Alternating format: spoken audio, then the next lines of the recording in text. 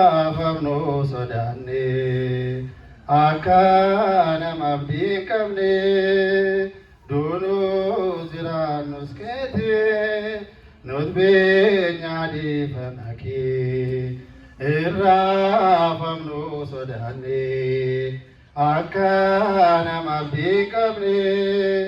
duunuu jiraannus keete nus beenyaa dhiifama kee. Beekan wallaalate furmaata tarkaate ajeja kee cabsine qormaata foof kennine dhibbuun keenya guddatu rakkoon keenya miyyeessu fedhiin kee gooftaa ta'u nurraataan gonkeamo irraafamnu sodaanne akka namaaf diigamne duunuu jiraannus keete nus beenyaa dhiifama kee ulfiyaatus guyyaan irraa komii qabnu nus irraa bu'aa malee sebeera mete dhibbuun keenya guddatu rakkoon keenya miyyeessu fedhiin kee gooftaa ta'u nurraataan gonkeamo irraafamnu sodaanne akka namaaf diigamne duunuu jiraannus keete nus beenyaa dhiifama kee abdiin qabnu lafarraa biyyi keenya samiirraa nutis ni gaalla gabbii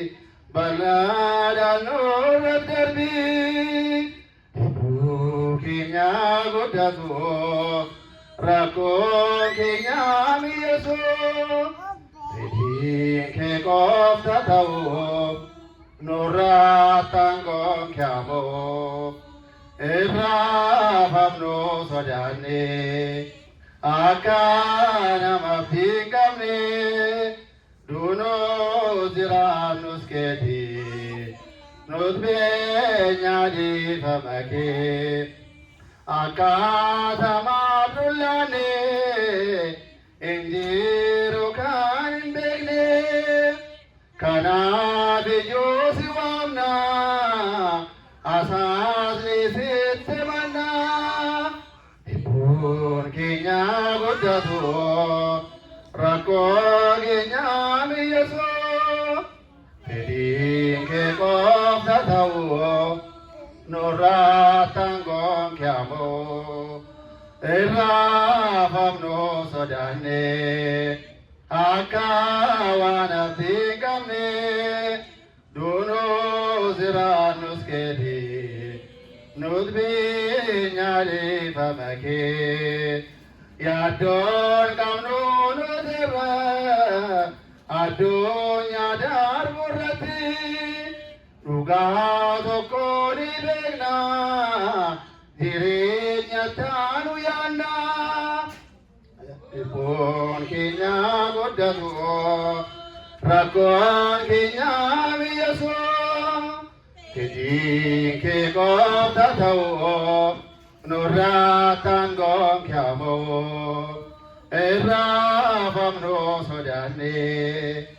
akka namaaf diigamne duunuu jiraannus keete nus beenyaa dhiifama kee irraafamnu sodaanne akka namaaf diigamne duunuu jiraannus keete nus beenyaa dhiifama kee